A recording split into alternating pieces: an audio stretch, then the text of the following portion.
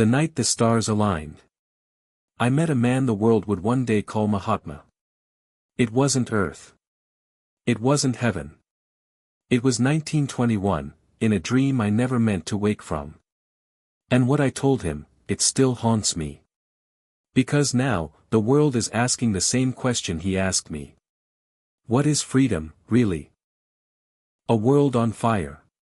1921 was not just a year, it was a volcano. The British Empire trembled. The Indian subcontinent stirred. The world had buried one war, and was unknowingly planting the seeds of another. I, a king of a fading monarchy, watched from the edges. Power was slipping like sand from my fists. And one night, sleep came not as rest, but as a message.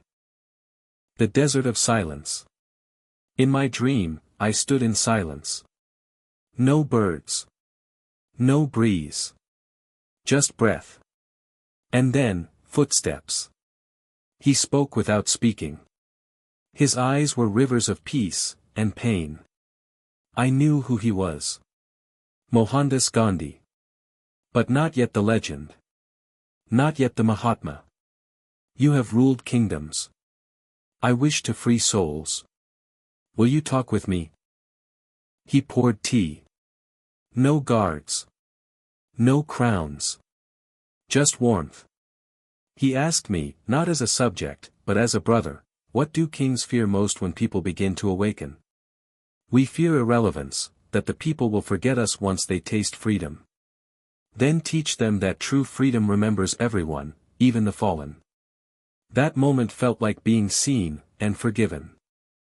He showed me my palace, not as it was, but as it would be, crumbling, silent, forgotten. This is where power leads when it forgets the people it was meant to serve. And I, this dream version of myself, wept. Because deep down, I knew. I had ruled for glory. Not for good.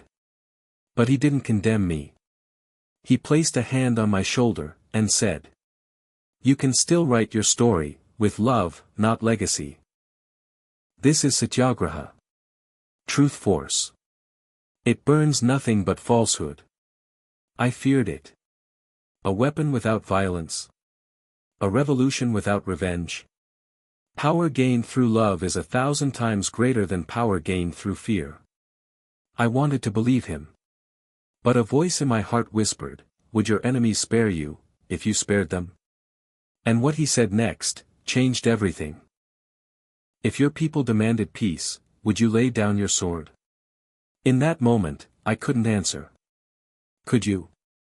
Could any leader?